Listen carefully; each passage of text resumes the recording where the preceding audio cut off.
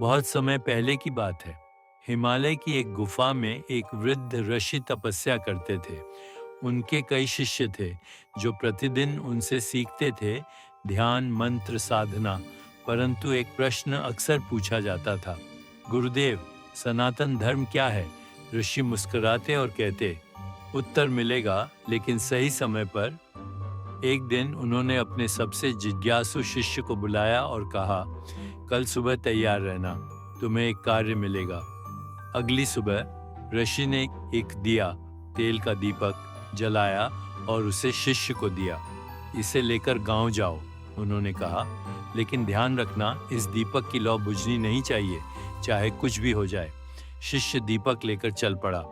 रास्ते में एक बूढ़ी औरत दिखी, नदी पार करने में असमर्थ। वो मदद मांग रही थी, पर शिष्य ने सोचा, अगर रुका तो लौ बुझ जाएगी, और वह आगे बढ़ गया। थोड़ी दूर एक घायल कुत्ता पड़ा तड़प रहा था, पर शिष्य का ध्यान दीपक पर था। वह फिर आगे बढ़ गया। गांव पहुंचा तो देखा एक बच्चा गिर पड़ा था। लोग मदद के लिए चिल्ला रहे थे, पर शिष्य ने उनकी भी अनदेखी की और शाम तक लौ को जलाए रखते हुए ऋषि के पास लौटा।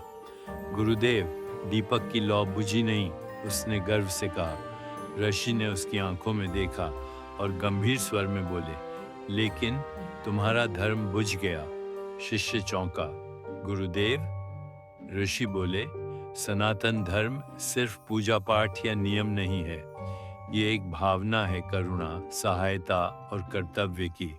दीपक की लौ को जलाना धर्म नहीं, बल्कि दूसरों की बुझती हुई लौ को जलाए रखना वही सच्चा धर्म है। अगर तुम्हारे कारण कोई पीड़ित रह गया, कोई गिरा हुआ पड़ा रहा, तो फिर तुमने धर्म नहीं निभाया। कहानी से क्या सीख मिलती है?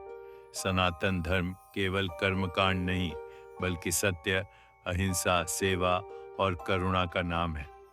जब हम दूसरों के दुख में उनका साथ देते हैं, तभी हम सच्चे सनातनी होते हैं। अपने धर्म की लौ को केवल जलाए नहीं रखें, उसे दूसरों के जीवन में भी फैलाएं।